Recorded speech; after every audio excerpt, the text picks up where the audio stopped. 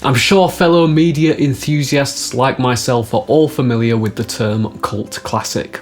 A cult classic can be anything, usually a film, TV show or book, which oftentimes, but not always, didn't do too well upon initial release, but over the years developed a loyal and dedicated die-hard fan base who usually obsess over and devour every aspect of said work. In the film world, these often cross over into the genre of low-budget B-movies or features that have that so bad it's good quality about them. There is one science fiction flick, however, released in the late 1980s, which although was forgotten shortly after release, in my opinion deserves to be rediscovered, reappraised and crowned as a cult classic. The picture in question is Eliminators, released in 1986. And to give you a brief synopsis of the film, I'll just read you the description on the back of the VHS. In a hidden fortress concealed by impenetrable jungle dwells Dr. Abbott Reeves, a brilliant but devious scientist who has the power to create and the will to destroy. He must be eliminated. Colonel Hunter has the brains to mastermind the operation. Fontana, the river rat, at his most dangerous when cornered. Coochie, the ninja with the martial skills to destroy his enemies. The mandroid, more machine than man. His special powers will determine whether or not they survive. It is the most perilous journey any one of them has ever undertaken, and once they reach their destination they must face the most awesome power on Earth. It will take all their combined skills to defeat the power. Each one is the ultimate specialist in his field. Together they are the Eliminators. In this video, we'll be exploring the forgotten sci-fi epic that is Eliminators, and why I believe it should be rediscovered and reappraised as a cult classic. Before we dissect the piece, I must explain how I first became aware of Eliminators. I distinctly remember being about 7 years old in my brother's room, seeing some exploding speedboats, bad language, and a missile-shooting cyborg on his old CRT television. I was so intrigued that I secretly borrowed the tape and watched it countless times and became intimately familiar with every single detail of the film. My brother remembers buying it from either a charity shop or a car boot sale for 10 pence in his early teens, purchasing it on the strength of the VHS box art alone.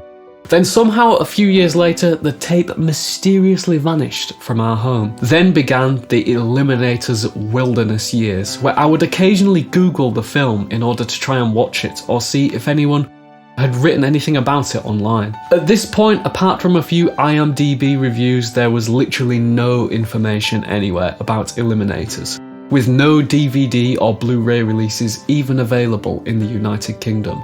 Every now and then I'd check on eBay in the hope that someone, somewhere, would have posted a copy for sale. Eventually, when I was 18 years old, I struck gold, as a copy surfaced on eBay for the measly price of 99 pence. I then purchased it and eagerly awaited the chance to rediscover and relive an integral part of my childhood.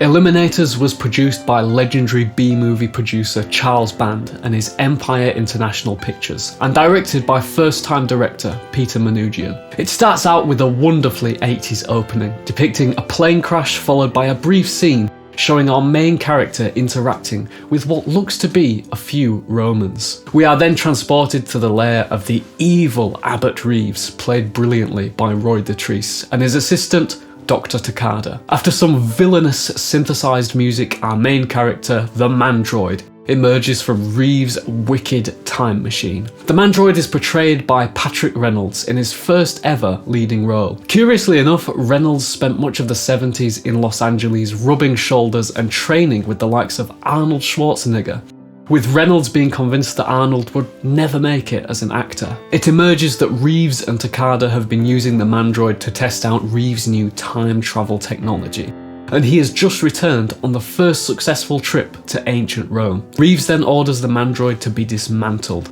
which brings us on to the Mandroid's escape from the compound. This introduces us fully to the Mandroid and his capabilities, and his wonderfully cheesy mobile unit. At one point during the escape, the film's low budget of approximately $2.5 million and the lack of stunt doubles becomes extremely clear. On a very risky trip down the flight of stairs in the mobile unit, You can clearly see Patrick Reynolds desperately trying to steady the mechanical beast as it's about to topple over and is about to fall out. Patrick Reynolds remembers quite a few unstable moments on the mobile unit, as he was strapped in and had no way of controlling the insane beast. Instead, the unit was controlled by an operator who laid down actually inside the unit, looking through two tiny slits to see where they were going. The Mandroid's costume is definitely one of the highlights of this feature. The fact that it was made in the pre-CGI era, with everything being made and shot practically, adds to the overall charm of Eliminators. The Mandroid must then find Colonel Hunter, played by Denise Crosby, later of Star Trek fame,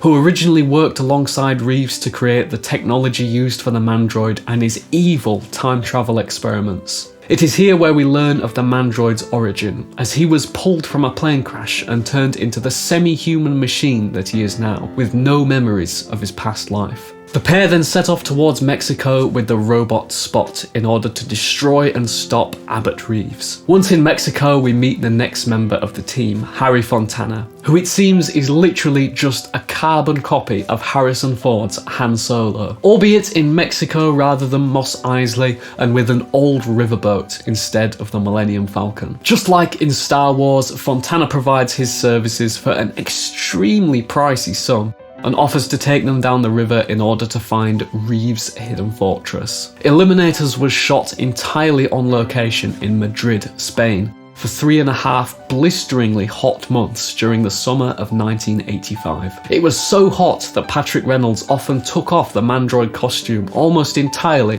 for any close-ups or headshots. In between scenes, the heat would get so intense that Reynolds would retreat to his trailer and lie under the air conditioning unit until he was needed back on set. The river section of the film has it all. Fast speedboat action, exploding speedboats, and high-octane shotgun action. The Han Solo comparisons go even further also throughout this segment, as Fontana frequently breaks the fourth wall, being weirded out by Colonel Hunter and the Mandroid. Eventually, Fontana parts ways with Colonel Hunter and John, now called John because he is a John Doe who doesn't remember his past life or name. The two then stumble upon the wreck of John's plane. Despite John's hesitation, Colonel Hunter is keen to search the crash site for clues and discovers in the cockpit a photograph presumably of John's wife and child. Tragedy strikes, however, when the craft begins to sink. Luckily, Harry Fontana is on hand to save her and rejoins in the search for Abbott Reeves. There's some huge emotional weight in the next section of the film when John looks back at the photo of his family. This scene contains all the more gravitas given the context of Patrick Reynolds' personal life, as his own mother sadly passed away shortly before production began. Patrick channels his grief and the weight of this personal tragedy throughout the picture, but it is here where he shows it the most, as he portrays a man confronted with the loss of two people who were greatly important to him that he knows absolutely nothing about. The brilliance of this scene is that there is no dialogue, no explanations, just a grief-stricken Frankenstein of a man coming to terms with his past through a dusty old photograph. This beautiful moment is sadly cut short by John falling off the back of the boat and seemingly drowning, with Colonel Hunter and Fontana pushing on towards Reeves' fortress. It is at this point where the film begins to veer very much into the land of what on earth is this? It's so bad it's good, as Fontana and Colonel Hunter are ambushed and trapped by some cavemen Reeves transported back from the Stone Age. Whilst all of this is occurring, John, after surviving the fall into the river, comes upon the Ninja, who happens to be the son of Takada, Reeves' ill-fated assistant who died helping John escape. One of the many criticisms of the film is that the Ninja, portrayed by Conan Lee, doesn't get introduced into the film until well over an hour into the movie. Whilst I understand this criticism given how prominently he features on the poster and in the film's trailers, it's never really bothered me that much, although that may entirely be down to the familiarity I have with this film. John and the Ninja then help Fontana and Colonel Hunter escape from the cavemen. In order to escape, we are given one of the biggest laughs in the piece, as John gets to show his 80s Mandroid prowess by turning his feet into lightning-fast water jets in order to help them escape. Fontana then quips the best line in the film, which perfectly sums up this surreal and hilarious viewing experience. What is this anyway? Some kind of goddamn comic book? One thing I absolutely adore about Eliminators is the score by Richard Band, the brother of producer Charles Band. As the score is mostly all synthesizers, it perfectly fits the aesthetic of the Mandroid and is almost but not quite human nature. The motif and what I call the Mandroid's theme appears several times in the movie, creating this beautiful, melancholic, unsettling atmosphere, especially towards a scene in the end where the Mandroid contemplates being dismantled. Now we get on to the epic final confrontation at the compound of Abbott Reeves. Now, even though this is a decades-old movie, I will preface this finale section with a spoiler warning. If you want to skip past it, skip ahead to this point right here. Upon arriving at the compound, Spot is killed off to show an eerie video message from Abbott Reeves, warning them about entering the compound. After an amazing entrance, including the ninja slowing down time, we are given perhaps the most epic line in the whole movie from John. Reeves! It is at this point the Eliminators figure out Reeves' evil plan, which is to go back in time and make himself ruler of ancient Rome. By doing this, Reeves will alter the entire future and change the course of history forever, meaning the world as we know it may no longer exist. After a tense battle, Reeves emerges from his fortress, having turned himself into a sort of Roman centurion super mandroid, armed with the most incredible weapons. I can't stress enough how cool of an entrance this is, with how shocked the Eliminators are, really selling the scene. Roy Dotrice gives an excellent performance here as the Roman super mandroid. John then, in a shocking twist, sacrifices himself in the battle against Reeves, leaving Reeves to enter the time capsule and set off to ancient Rome to become the new ruler. The rest of the crew minus John arrive to find Reeves just escaping, and that they were just too late to stop him. That is, until in a hilariously over-the-top moment, Fontana does this. I knew I should have learned computer programming.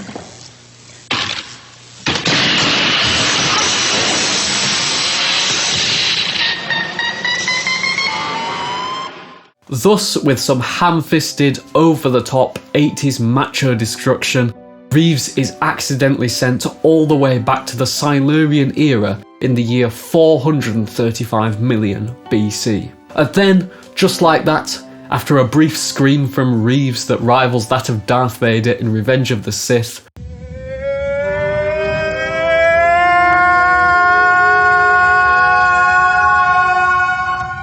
and some laughs from the remaining three, the movie comes to an abrupt end.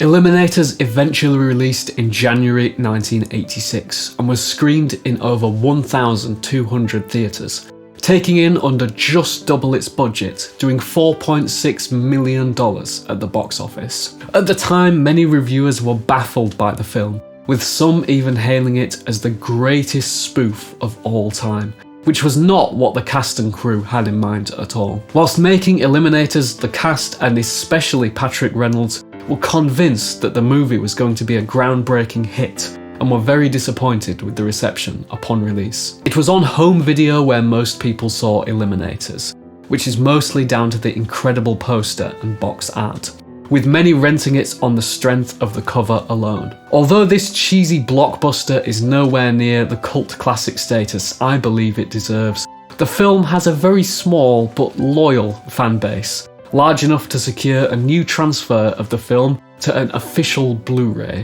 which looks absolutely stunning. I must say though, for me personally, the grainy look and feel of the VHS enhances the overall experience and the effects, and the glitches on the tape make me feel right at home. There's so much to love about Eliminators. From the mobile unit, to the casting, to the explosions, to Fontana's one-liners, and even to Bayou Betty. My brief summary here is only just scratching the surface of this incredible, so bad it's good science fiction masterpiece. There are some quite funny moments where the low budget really shows, such as when Colonel Hunter pulls open a compartment on Spot, only to find a pocket calculator in there, doubling as an advanced science fiction keyboard. Underneath the campy joy, the film is so grim, And yet scattered throughout are these brief, heartwarming moments that elevate it above many other low-budget science fiction relics. As of now, Eliminators holds a 4.8 out of 10 star rating on IMDb, and a lacking 35% score on Rotten Tomatoes. For all those who haven't seen it, I'd highly encourage you give it a go. And I give you my personal guarantee that you will be wildly entertained. Thanks for watching a slightly different video outside the normal realms of discussion on this channel. I really hope one day Eliminators is perhaps brought to a new mass audience. Maybe it'll be parodied or remade, or even just added to streaming services. And with the recent revival of all things 80s, including the resurgence in Kate Bush and Metallica's Master of Puppets thanks to Stranger Things, I would certainly say it's definitely possible for Eliminators to come back into the limelight. Thanks for watching. If you've not seen Eliminators, seek out a copy online. I promise you're in for a real treat.